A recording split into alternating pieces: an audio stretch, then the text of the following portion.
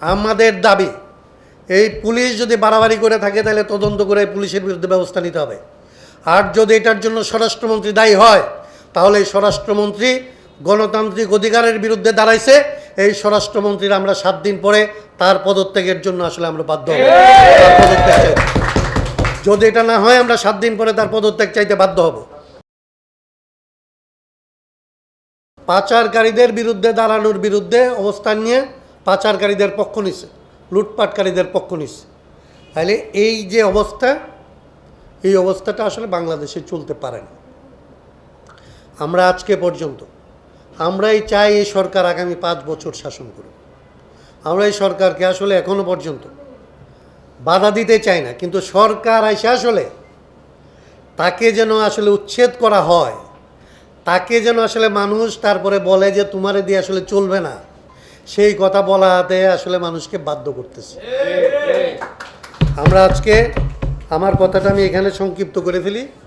কয়েকটা দাবি এইখানকার মধ্যে থেকে তারপরেও আমাদের জায়গা থেকে আমি করে আমার কথাটা শেষ করতে চাই। এক হচ্ছে, আমরা জানি না, আমাদের দাবি এই পুলিশ যদি বাড়াবাড়ি করে থাকে তাহলে তদন্ত করে পুলিশের বিরুদ্ধে ব্যবস্থা নিতে হবে। আর যদি এটার জন্য স্বরাষ্ট্রমন্ত্রী দায়ী হয় তাহলে এই স্বরাষ্ট্রমন্ত্রী গণতান্ত্রিক অধিকারের বিরুদ্ধে দাঁড়াইছে। এই স্বরাষ্ট্রমন্ত্রীর আমরা 7 দিন পরে তার পদত্যাগের জন্য আসলে আমরা বাধ্য হব। তার পদত্যাগ চাইতে যদি এটা না হয় আমরা 7 দিন পরে তার পদত্যাগ চাইতে বাধ্য হব। 2 নাম্বার, আমরা এখান থেকে কোনো সমাবেশ করে কিচ্ছু করতে চাই না। সমাবেশ থেকে আমাদের একটা ব্যাপার ছিল যে আমরা এখানে সমাবেশ করব, তাদেরকে এখানে রাইখে আমরা সংসদে যাব, গিয়ে খসড়াটা জমা দিয়ে এসে জনগণকে বলবো যে এই যে দেখেন আপনাদের খসড়া আমরা জমা দিয়ে আসছি, এই যে এটা তারা রিসিভ করছে, এই যে কপি, আপনারা এবার বাড়িতে যান। আশা করি সংসদ আপনাদের আইনটা নিয়ে আলাপ আলোচনা করবে। এইটুকু ছিল আজকের পরিকল্পনা। তো এইটা তারা মানুষদেরকে আসতে দেয় নাই। আমরা এখনও আগামী 27 তারিখে সংসদ বসবে, আমরা 28 তারিখে তারপরেও এই স্পিকারের কাছে এই আইনের খসড়াটা জমা দেওয়ার সিদ্ধান্ত আমরা আজকে পুনর্ব্যক্ত করতেছি। আমরা আগামী 28 তারিখ সকালে এই খসড়াটা নিয়ে আমাদের প্রতিনিধিরা স্পিকারের সাথে দেখা করতে যাবে। আমরা আশা করি মাননীয় স্পিকার, উনি কোনো দলের লোক না, উনি কোনো অংশের লোক না। স্পিকার যখন হয় তখন তিনি আসলে সকল দলের ঊর্ধ্বে ওঠেন। রাষ্ট্রপতি যেরকম দলের ঊর্ধ্বে ওঠেন, স্পিকারও আসলে দলের ঊর্ধ্বে ওঠেন। আমরা আশা করব আগামী 28 তারিখ স্পিকার এই আইনটা গ্রহণ করার জন্য নিজে উপস্থিত থাকবেন এবং আমাদের প্রতিনিধিদের কাছ থেকে এই আইনের খসড়াটা গ্রহণ করবেন। আমরা ঘোষণা করতেছি আগামী 28 তারিখে সংসদে গিয়ে আমাদের প্রতিনিধিরা এই খসড়া জমা দিয়ে আসবে। 3 নম্বর যেটা আমরা বলতে চাই যে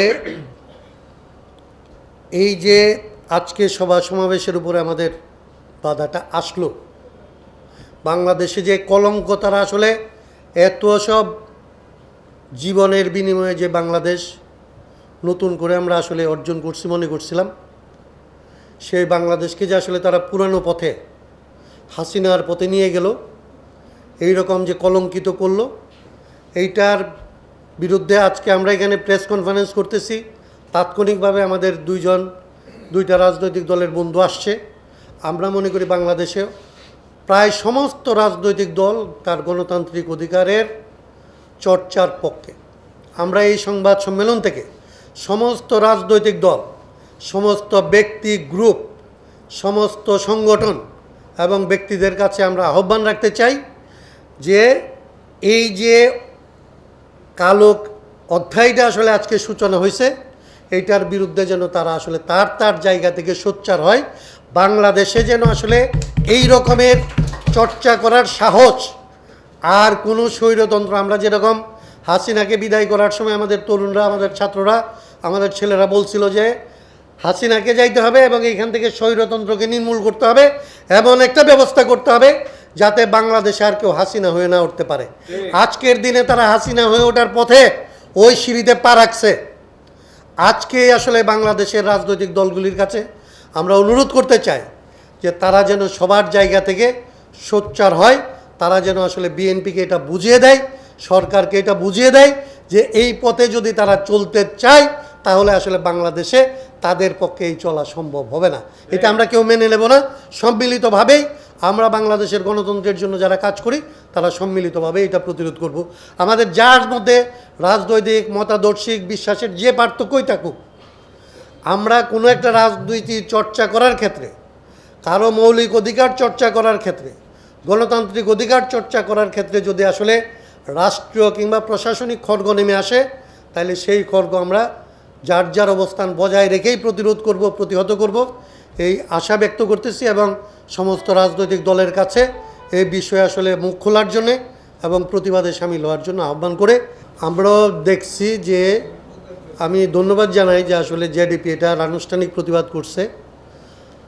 আমরা এখনো পর্যন্ত মেইন স্ট্রিম পত্রপত্রিকায় আমরা এটা ধরেন খুব ভালো করে এই বিষয়ে ওয়াকিবহাল হই নাই, কিন্তু আমরাও এটা শুনছি এবং আমরা বিভিন্ন সামাজিক মাধ্যম থেকে জানছি যে খুলনার একজন জেলেকে আসলে কোস্টগার্ড কিংবা এরকম কোনো একটা বাহিনীর নামে গুম করা হয়েছে এবং এখন পর্যন্ত তার সন্ধান পাওয়া যায় নাই। তা আমরা আশা করি যে একই সাথে জেডিপি যেরকম উদ্যোগ নিছে, আমাদেরও আসলে উচিত ছিল এই বিষয়গুলিতে সোচ্চার হওয়া। আমরা এই ঘটনার আসলে সুস্পষ্ট ব্যাখ্যা সরকারের কাছ থেকে এই সংবাদ সম্মেলন থেকে সেটারও দাবি করতেছি যে আসলে এটা কোনো গুমের ঘটনা হয়েছে নাকি আসলে অন্য কোনো কিছু, এটা যেন স্বরাষ্ট্রমন্ত্রী আমাদের সামনে আসলে জানান। এবং আমি সংসদেও আসলে যারা আছেন তাদেরকে অনুরোধ করব আগামী সংসদ অধিবেশনে যেন এটা প্রশ্নোত্তর আকারে স্বরাষ্ট্রমন্ত্রীর কাছ থেকে আসলে এটার ব্যাপারে তারা ব্যাখ্যা দাবি করেন, সুস্পষ্ট ব্যাখ্যা। আমাদের সংবাদ মাধ্যমের বন্ধুদেরও বলবো এবং সরকার কিংবা সংসদে যারা আছে তাদের দিক থেকে আনুষ্ঠানিকভাবে এটা যদি জানি সত্যি সত্যি যদি গুমের ঘটনা হয়, তাহলে আসলে বাংলাদেশকে একেবারেই ধরেন আমরা আজকে যতটা আমাদের বন্ধু বলছে যে কুসুম কুসুম, আমরা আসলে এটা সত্যি যে এই সরকারকে এখনই ফেলে দেওয়া, এখনই এখান থেকে আসলে তাকে উচ্ছেদ করার কাজ আমরা আসলে করতে চাই না। কিন্তু যদি আসলে সরকার আমাদেরকে বাধ্য করে, এইগুলি যদি এরকমই হয়, তাহলে তো আসলে এটা আমরা চাই বা না চাই আমাদের এটা করতে বাধ্য করলে আমাদের করতে হবে। নিশ্চয়ই আমরা এই প্রোগ্রাম করব এবং আরও অনেক বড় আকারে করব এবং বাংলাদেশের অনেক রাজনৈতিক দলকে সাথে নিয়ে করব। যেটা তারা শহীদ মিনারে করতে দেয় না, এটা আমরা সরোয়ার্দী উদ্যানে করবো ইনশাল্লাহ।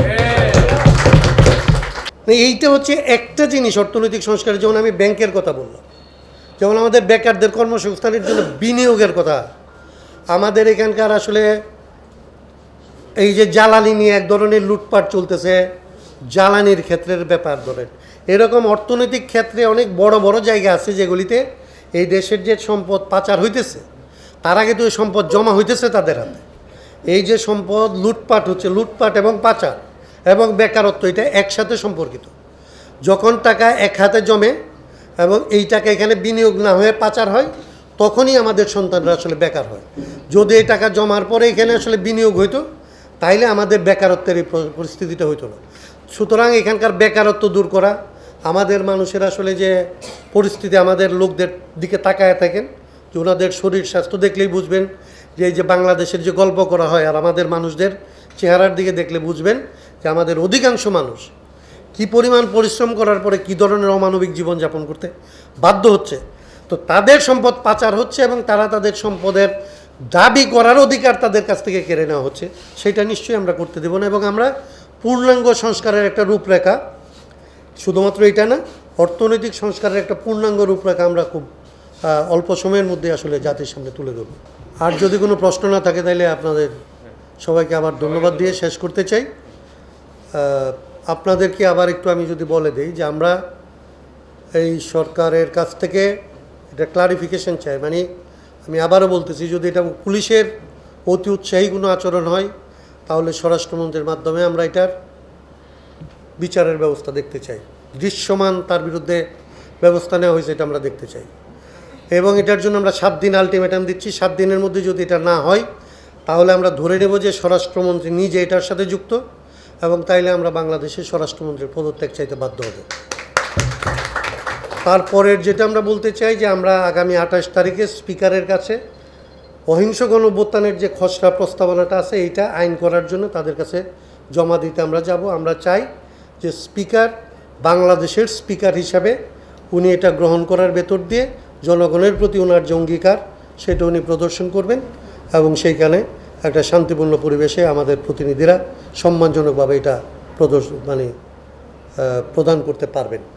আর 3 নম্বর আমরা যেটা বলছি যে বাংলাদেশের সমস্ত গণতান্ত্রিক রাজনৈতিক শক্তিকে এই ঘটনার প্রতিবাদে সোচ্চার হওয়ার জন্য আমরা আহ্বান জানাইতেছি।